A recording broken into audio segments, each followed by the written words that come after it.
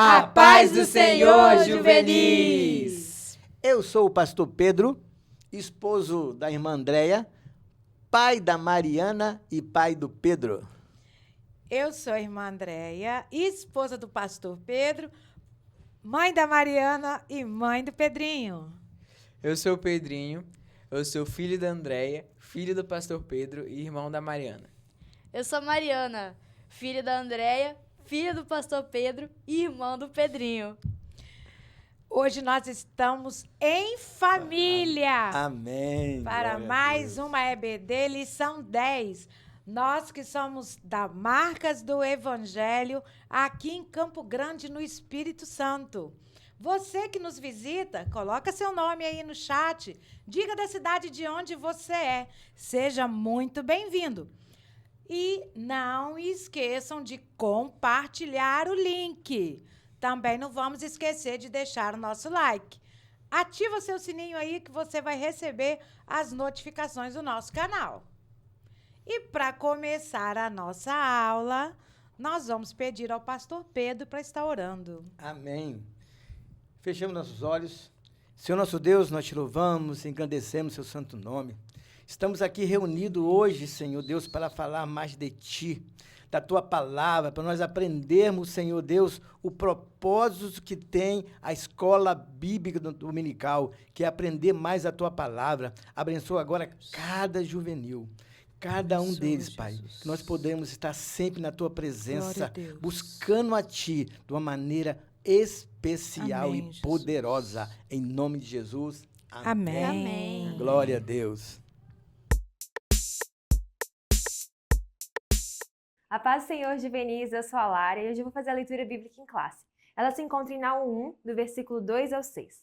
O Senhor é Deus zeloso e vingador. O Senhor é vingador e cheio de furor. O Senhor toma vingança contra os seus adversários e guarda a ira contra os seus inimigos. O Senhor é tardio em irar-se, mas grande em poder, e ao culpado não tem por inocente. O Senhor tem o seu caminho na tormenta e na tempestade, e as nuvens são o pó dos seus pés.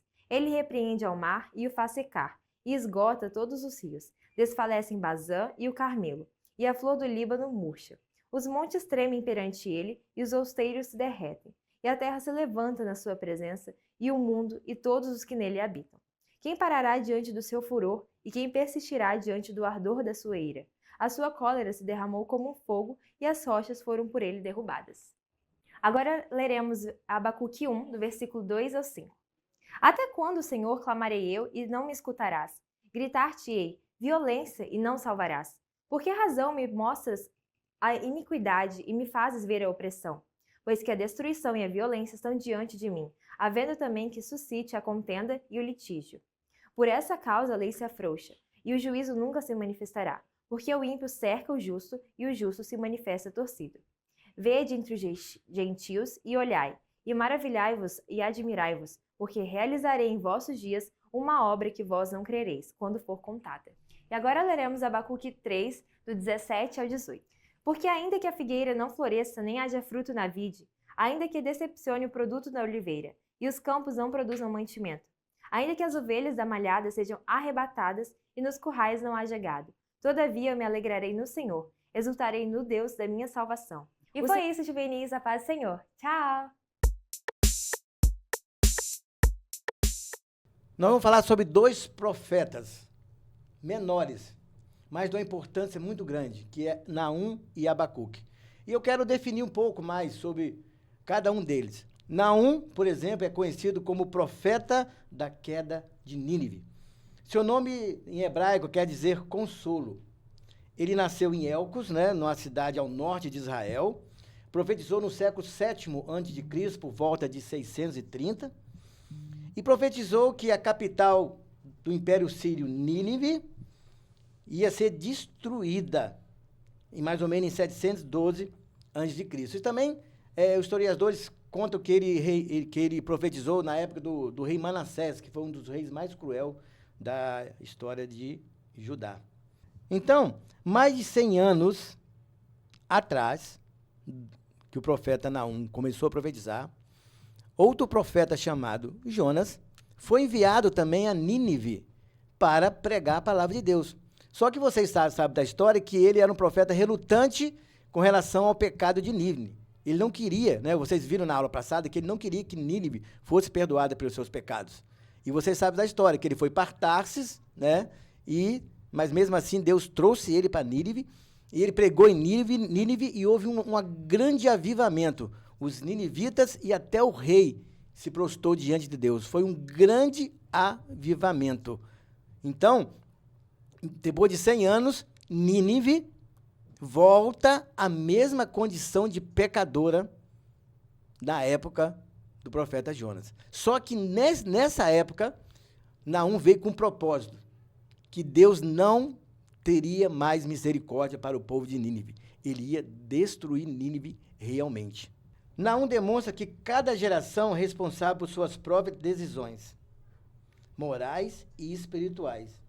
Na época, o profeta Naum, o povo de Nínive fez escolhas diferentes do que na época de Jonas, que se converteu. E hoje o povo estava totalmente no pecado. E também em Ezequiel 18 fala que os filhos não pagarão pelo pecado dos pais e os pais não pagarão pelo pecado dos filhos. Então, como o pastor Pedro disse, nós somos responsáveis pelas nossas próprias decisões. Isso aí. E a decisão do povo da cidade de Nínive, na época de Naum, foi que não haveria mais misericórdia para o povo de Nínive. Amém? O Senhor trouxe juízo sobre Nínive devido às suas atrocidades. Porque, não é isso, pastor Pedro? Sim. A cidade de Nínive era conhecida, né, como capital da Síria, era conhecida pela sua crueldade. Eles eram verdadeiros bárbaros, eles eram cruéis. Eles matavam, decapitavam, tiravam as carnes e usavam como tapetes em suas casas. Então, nenhuma nação foi Tão perversa, né? tão perversa, nenhuma nação é descrita na Bíblia tão perversa como a nação de Nínive. E interessante, pastor Pedro, que passaram-se apenas 100 anos. Em 100 anos, aquela nação que havia se arrependido dos seus pecados, Um grande que avivamento. havia tido um grande avivamento naquele lugar, apenas 100 anos, ou seja, uma ou mais gerações após aquela geração que se arrependeu e que houve o grande avivamento, agora torna-se uma nação perversa, uma nação dominante sobre o povo de Judá, uma nação impiedosa, uma nação pecaminosa, ao ponto do Senhor levantar agora o profeta Naum para que ele venha a Nínive trazer agora uma profecia de juízo sobre aquele povo, mais uma vez pecador, que outrora já havia se esquecido de tudo que Deus havia revelado através do profeta Jonas. E aí, juvenis, tudo certo com vocês? Estamos aqui agora para o nosso momento do Você Sabia? E hoje, no nosso Você Sabia, vamos ver um pouco mais sobre a localização e a cultura de Nínive para saber melhor o contexto dessa lição. Vamos lá então? O nosso profeta menor Naum profetizou contra Nínive, capital do Império Assírio, que hoje em dia está localizada no atual Iraque. Conhecida por sua riqueza e crueldade, Nínive era uma cidade poderosa e influente na antiguidade. Os assírios eram conhecidos por ser hábeis em engenharia, arquitetura e artes, tanto que eles construíram magníficos palácios e templos. Apesar da sua sofisticação cultural, os assírios continham uma cultura que era marcada por opressão e também era marcada por brutalidade, tanto que eles causavam medo por onde passavam. Nínive era emblemática nessa crueldade, tanto que ela é descrita como ímpia na Bíblia. Naum profetizou durante um período de decadência e corrupção, anunciando o juízo divino sobre a cidade. Sua mensagem denunciava a injustiça e o pecado de Nínive, alertando sobre a inevitável vindicação de Deus. A profecia de Naum serviu como lembrete sobre o justo juízo de Deus sobre as nações ímpias, ressoando como um aviso urgente e um chamado ao arrependimento. Então foi isso, meus caros juvenis. Espero que vocês tenham entendido melhor sobre a localização de Nínive e a sua cultura e o do porquê Deus ter mandado uma mensagem tão terrível para eles. Fique na paz e tchau!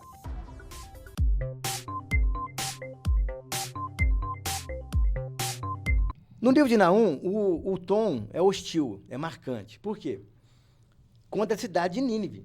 A descrição da ira do Senhor no livro de Naum choca, porém é importante reconhecer que as profundas preocupações por trás da ira de Deus é em relação ao sofrimento de vários povos que tinham sido conquistados, mortos, escravizados e aterrorizados pelos povos sírios.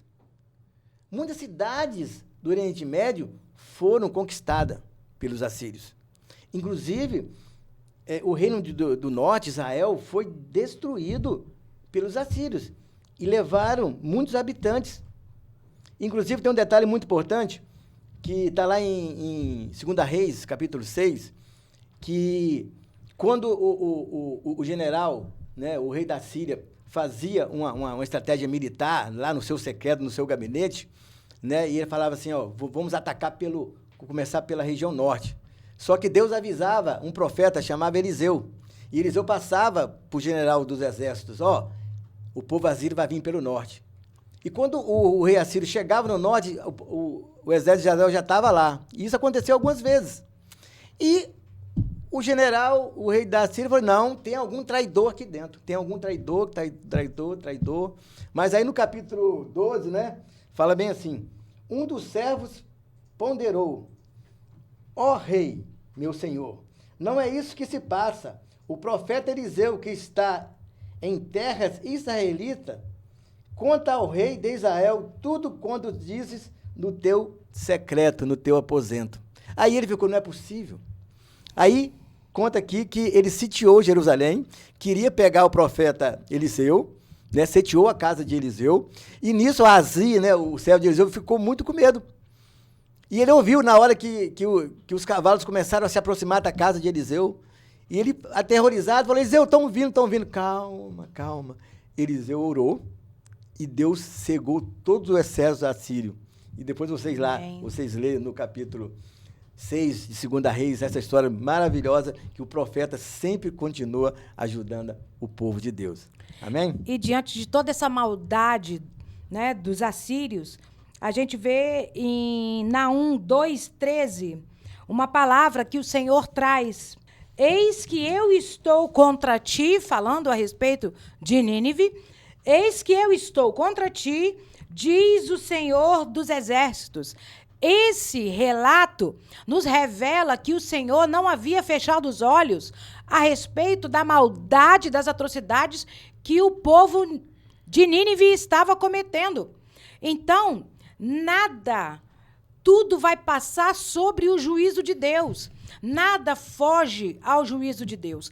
Há tempo para tudo. E houve o tempo, e chegou o tempo em que Deus trouxe juízo sobre o povo de Nínive.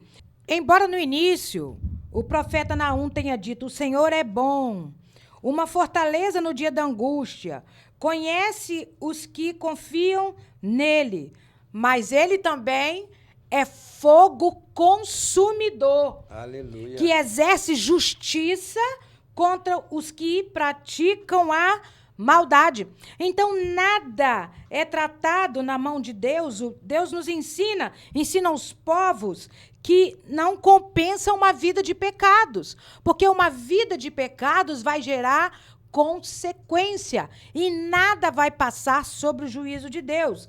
O Senhor, ele é justo e não se deixa escarnecer. Tudo que o homem semear, ele vai colher. Tudo que o homem fizer, todo pecado será julgado. E um bom exemplo disso é justamente os 2 profetas que foram enviados a Nínive, né? Jonas foi enviado para levar arrependimento e misericórdia do Senhor para o povo de Nínive. E a partir disso, eles foram avivados. Mas aí, 100 anos depois, com tanta iniquidade, vem o profeta Naum com a justiça e o juízo de Deus. Então, da mesma forma que Deus é misericordioso e bondoso, ele também é justo e vem com fogo consumidor. E algumas das razões para que Nínive não tivesse misericórdia, para a queda de Nínive, de começo, é que Nínive era a capital do Império da Síria, que era uma nação de muita violência e muita crueldade naquele tempo. E também Deus fez justiça com aquele povo, pois eles levaram o reino do norte, que eram os filhos de Deus, como cativo. Nínive também foi destruída pelos seus muitos pecados. Por exemplo, a prática da feitiçaria, moralidade sexual, a malícia. E com toda essa queda, não sobrou pedra sobre pedra. E como já foi falado anteriormente, né? Deus, ele é o único que saberia o momento certo de agir. Que lá em Provérbios 21:2 fala que Deus sonda os corações. Apenas o Senhor sabe o que se passa no coração de cada pessoa. E ao olhar para Nínive, ele sondou o coração daquelas pessoas e percebeu que não havia mais salvação. Por mais que ele tenha um dia trazido a sua misericórdia, da mesma forma que nós não sabemos o nível de arrependimento, nós também não sabemos o nível da maldade que se instaurou no coração de cada um. E Deus, ele é um Deus justo e juiz. Então, ele olha para Nínive e fala, agora não tem mais jeito. E quando a iniquidade se instala num nível que Deus não suporta mais, ele vai e manda destruir a cidade. Não sobra pedra sobre pedra, porque aonde o pecado existiu, ele destrói qualquer vestígio do pecado, para que não sobrasse nada da iniquidade.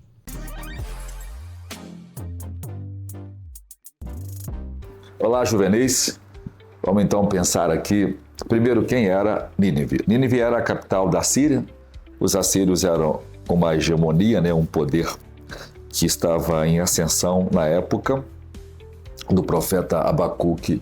E então eles estavam dominando o mundo, eles eram violentos, eram cruéis, e eles tinham prazer em matar e destruir as nações de forma violenta a fim de expressar seu poder, seu terror e espalhar o medo sobre as outras nações. Então eles dizimavam as pessoas, eles as queimavam vivas e eles faziam atrocidades horríveis e cometiam genocídios por causa da maldade do seu coração. Eles, embora tenham ouvido a pregação de Jonas em uma época de uma geração que se converte, essa geração morre, então levanta depois uma geração que não conhece a Deus e ela se torna ainda mais perversa do que aquela geração que havia se convertido. E Nínive era a capital da Assíria. Deus os destruiu exatamente por causa da sua crueldade, por causa da sua maldade. Toda e qualquer nação e pessoa, mesmo que não conheça a Deus, que viva na prática do pecado, receberá o justo juízo de Deus pelos seus pecados. Deus dizimou a Síria, ela foi destruída completamente por causa dos seus pecados, eles não mais existem como nação, porque foram completamente dizimados, porque foi um povo mau, um povo cruel e que fez muita coisa ruim para as pessoas. Então Deus julgou essa nação, consumindo-a e destruindo-a para sempre por causa de seus pecados. O julgamento da Assíria é uma prova de que Deus não deixará ninguém, nenhuma nação, nenhum homem, nenhuma família, nenhuma tribo, nenhuma língua, nenhum povo, sem julgar os seus pecados. Esse é também um aviso de que nós devemos viver uma vida santa, porque todos os nossos pecados serão condenados no inferno ou na cruz de Cristo. Então a gente precisa se arrepender para que recebamos o perdão dos pecados, para que a gente não possa experimentar o juízo terrível de Deus sobre aqueles que vivem na prática do pecado. Deus abençoe vocês. Depois que Nínive foi destruída, não foi só a cidade de Nínive. O Império Assírio todo foi destruído pelo o Império Babilônio, que cresceu o mundo, que eram os caldeus. Foi destruída todo o Império Assírio. E com a destruição do Império Assírio, o que aconteceu? O povo de Judá se alegrou. Por quê? Porque o inimigo eminente do povo de Judá era a Síria. Eles viviam acuados, não faziam nada, porque a qualquer momento eles temeriam que o rei assírio iriam atacar. E com a morte, com a destruição do Império Assírio, inclusive que Naum diz que essa derrota né, do Império Assírio, traz um consolo, anuncia, né, para o povo de Israel que agora ele tem que se alegrar, né, o exército assírio nunca mais estariam atormentando, né, a terra de Judá, que agora as boas novas chegaram, que nós podemos agora celebrar, convidar, fazer festa, pagar nossos votos, aqueles que nos oprimiam, que nos escravizavam, sumiu do mapa, nós estamos livres, né? E Deus, como Mariana falou, Deus é justo e não tolera a opressão e a injustiça, e executa o seu julgamento, né, sobre aqueles que persistem no seu modo maligno. Não adianta. Se você persistir no caminho que não é, né, André, de Deus, Deus vai te Trazer o destruir. juízo. E a partir da destruição de Nínive, então, o povo de Israel se voltou a Deus. É isso aí. Será? Aí não vê agora a segunda parte, né, que é o profeta Abacuque que vem, né, para dizer para nós como é que está a situação agora do povo judeu depois da queda do Império Assírio. Então, mais uma vez, eu vou dar início agora ao profeta Abacuque. O profeta é menor, mas de uma grande importância. Vou falar um pouco sobre ele. Nós não sabemos muito quem foi o profeta Abacuque, mas literalmente o seu nome em hebraico é abraço, literalmente mesmo era abraço. Ele, né, gostava mesmo de abraçar, de se preocupar com o próximo, né? Era filho, né, de nativos de Jerusalém, contemporâneo do profeta Jeremias. Vocês se lembram do profeta Jeremias? Era contemporâneo os dois juntos. E morava em Judá. E acreditava que ele vivia profetizando em Judá por volta de 640, né, a 609, no século VII também, antes de Cristo, né, no reinado de Josias e Joaquim.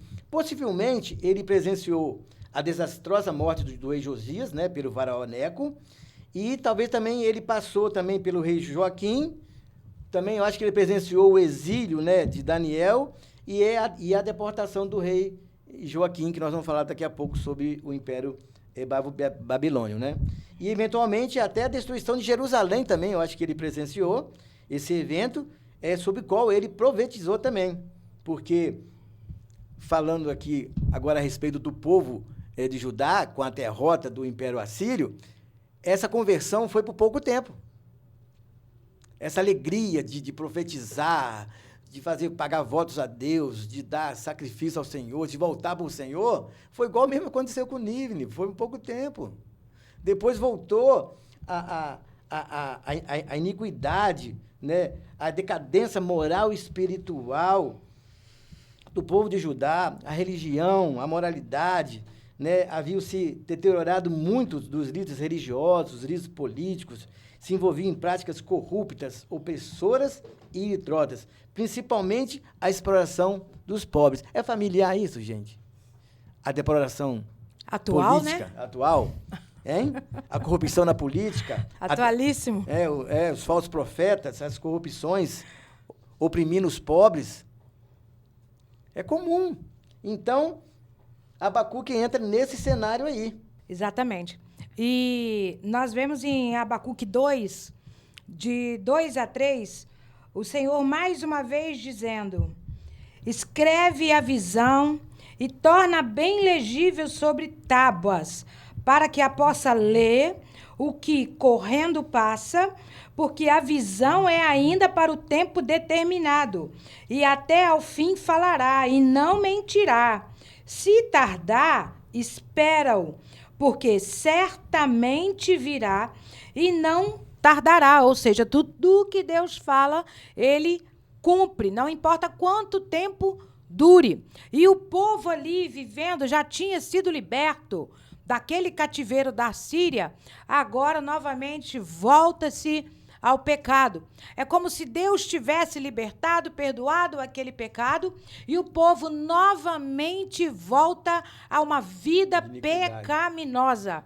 E nós vemos isso nos dias de hoje.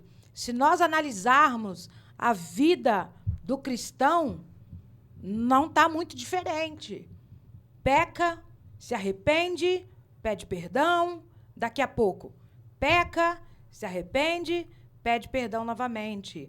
Mas Deus traz juízo. Neste dia, nós queremos alertar você, juvenil. Deus, ele é um Deus perdoador, mas ele é um Deus de juízo. Tudo que nós fizermos aqui na terra, nós vamos colher. Tudo que nós semearmos, nós colheremos nesta vida. Amém? Porque, André, essa sequência de pecado, né? Peca, pede perdão, volta. Vai indo e se torna um pecado. Vira iniquidade, né? Vira iniquidade, se torna um pecado de estimação, que isso já não abate mais a sua vida espiritual. Então, tome muito cuidado com esse pecadinho de estimação. Tem que sair da nossa vida. Acaba virando um nada a ver, né? Fica Isso tão aí. comum, fica tão diário, tão comum, que você fica com tanta amizade, como vamos dizer assim, com esse pecado, que ele acaba torna se seu amigo. tornando diário. E isso acaba para você, daqui a pouco você vai compreender, o diabo vai trazer uma compreensão na sua vida de que aquilo não é pecado, aquilo não tem nada a ver. É aquela situação, né? A pessoa vai, peca, e aí não caiu um raio na cabeça dela, a terra não se abriu para ser engolida, e ela fala, não aconteceu nada, vivo. então tá de boa, né? Acho que pode conseguir ir em frente. Tô falando Mas- em mistério. Tô aqui na presença de Deus, sentindo um foguinho ali, tá pegando Isso fogo. aí. Vou continuar assim. E a gente acha que Deus, ele é imediato, mas ele fica esperando um pouquinho. Ele tá lá com o caderninho dele, ele tá vendo, só anotando lá, tá fazendo isso, tá fazendo aquilo. E aí, quando chegar no dia do juízo final, ele vai pegar aquele caderno, vai despejar assim na sua frente e falar, olha aqui o que você fez, ó. E chega, né, Mariana? Nínive demorou 100 anos, mas chegou. Exato. E quando chegou, foi Deus devastador. misericórdia. E o interessante, apesar de tudo isso, é ver como a fé de Abacuque era inabalável. E lá no livro que ele escreveu, no capítulo 3, ele faz uma oração que é a sua declaração de fé. E tem um versículo muito interessante, muita gente conhece, que ele fala bem assim: realiza de novo em nossas épocas as mesmas obras e faze-as conhecidas em nosso meio, mesmo não florescendo a figueira, mesmo não havendo uva nas videiras e mesmo falhando a safra de oliveira, mesmo não havendo ovelhas no curral, nem bois nos estábulos, ainda assim eu exultarei no Senhor e me alegrarei no Deus da minha salvação. Então, quer dizer, com tudo que estava acontecendo ali e com a invasão da Babilônia, que trouxe aquela devastação, apesar de tudo isso, Abacuque tinha a fé de que um dia Deus restauraria tudo aquilo que eles perderam. Ele tinha a fé que, se alegrando no Senhor, exaltando o seu nome e jamais perdendo a fé, um dia Deus recompensaria seu povo. Sim, e Abacuque, ele tinha tanta fé que ele até expressou que o justo viverá pela fé. Ele era tinha tanta compaixão com o sofrimento do povo que ele queria que o povo pagasse pelos pecados. Ele queria que o povo fosse destruído, mas não por outra nação, não pela Babilônia, porque a Babilônia falou, Senhor, você vai mandar uma nação mais iníqua, mais perversa do que está vivendo a nação de Judá? Então ele queria que os babilônios fossem destruídos. E ele provou, né, que Mariana falou nessa oração, que não adianta, pode faltar alguma coisa, meu irmão. Pode faltar alguma coisa, mas Deus sempre estará contigo. E agora, Jonas, para a gente concluir essa aula maravilhosa, a gente tem que entender que o sentimento que Abacuque tinha diante daquela iniquidade, daquela impureza de Judá, é o mesmo sentimento que a gente deve ter hoje da nossa realidade. Porque muitas pessoas estão sofrendo à nossa volta, pecando à nossa volta, e muitas vezes a gente não faz nada para impedir isso, para trazê-las para Jesus. Então, que essa aula possa ter aberto os nossos olhos para essa situação. E agora, Juvenice, chegou o momento da nossa oferta. Então, já está aí passando o Pix, o PicPay, o QR Code, nossas contas bancárias. Tá aí várias maneiras para você ajudar a ofertar na casa do Senhor. Amém. E agora também tá passando aquele drone aí que vocês já conhecem, mostrando para vocês a visão aí da nossa igreja, do nosso espaço aqui. Aí tem o campo, a cozinha, o nosso templo. E esse é o projeto dos 1000 Valentes, que tem como objetivo poder comprar este espaço. Que em nome de Jesus eu sei que vamos conseguir. Amém. Glória a Deus. Ainda que a figueira não floresça, ainda que não dê fruto nessa verde, continue confiando naquele que me prometeu. Eu não temo o que vejo, eu creio em ti. A alegria do Senhor é a minha força, é a minha força. A alegria do Senhor é a minha força, é a minha força.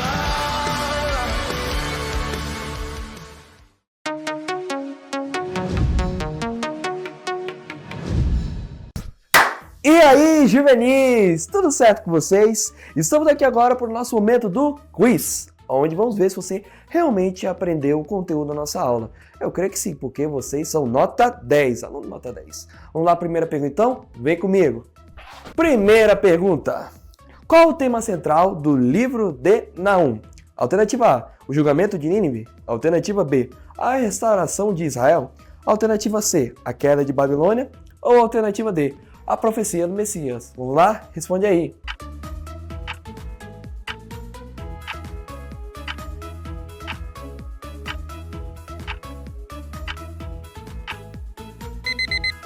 E acabou o nosso tempo. E a resposta certa dessa pergunta, com certeza, é a alternativa letra A, o julgamento de Nínive. Segunda pergunta.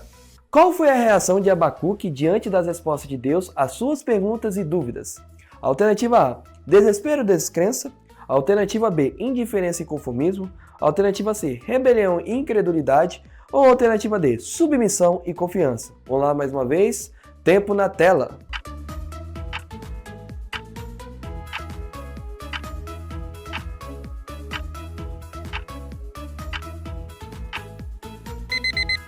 E olhando aqui para o meu relógio, Vinícius, parece que o nosso tempo acabou. E se você respondeu a alternativa C, rebelião e incredulidade, sinto muito, mas você acha que aprendeu a história errada, porque na verdade a alternativa certa é a D, submissão e confiança. Terceira pergunta. Na profecia de Abacuque, qual é a expressão-chave usada para ressaltar a importância da fé e da confiança em Deus? Alternativa A, vigiai e orai. Alternativa B, o justo viverá pela fé. Alternativa C, amar o próximo como a si mesmo. Ou alternativa D, não temas, crê somente. Vamos lá, responde aí no chat, porque tempo na tela.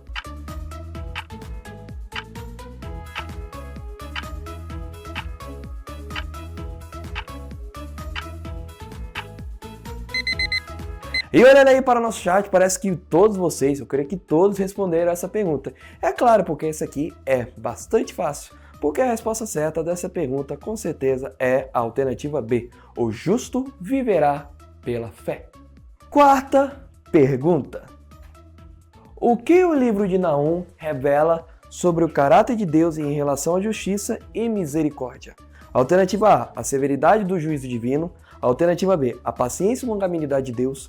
Alternativa C, a ira e a vingança divina. Ou alternativa D, a inconstância e arbitrariedade de Deus. Responde aí, hein?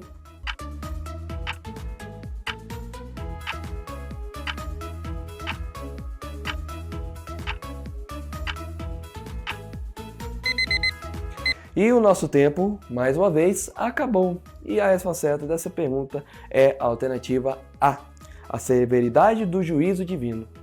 Quinta e última pergunta.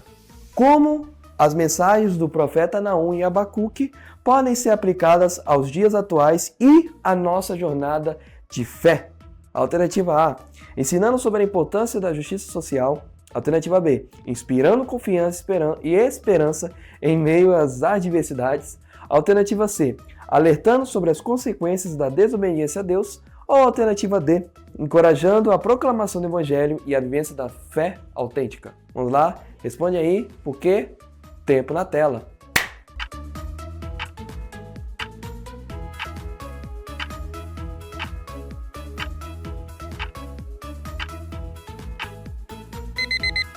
E acabou o nosso tempo e a resposta certa dessa última pergunta com certeza é a alternativa C, que é alertando sobre as consequências da desobediência a Deus. E foi isso, meus caros juvenis. Esse foi o nosso quiz. Espero que vocês tenham tanto aprendido mais sobre o conteúdo da nossa aula e também tenham acertado todas as perguntas, porque eu sei que vocês são alunos nota 10. Então é isso, falou e tchau!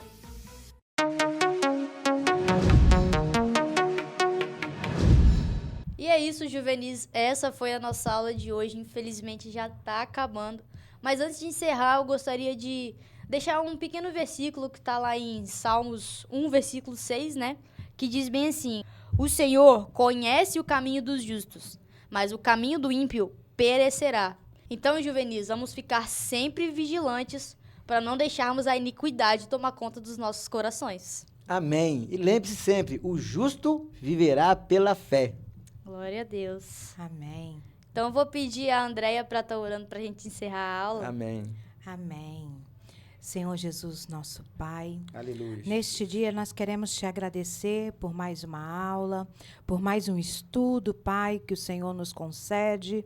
Pai querido, que nós possamos, Senhor Jesus, guardar a Tua palavra em nosso coração, para que nós possamos não pecar, Pai. Aleluia. Deus amado, nos auxilia, Pai, na nossa caminhada. Nos ajuda, Senhor, a olhar somente para Ti, Pai.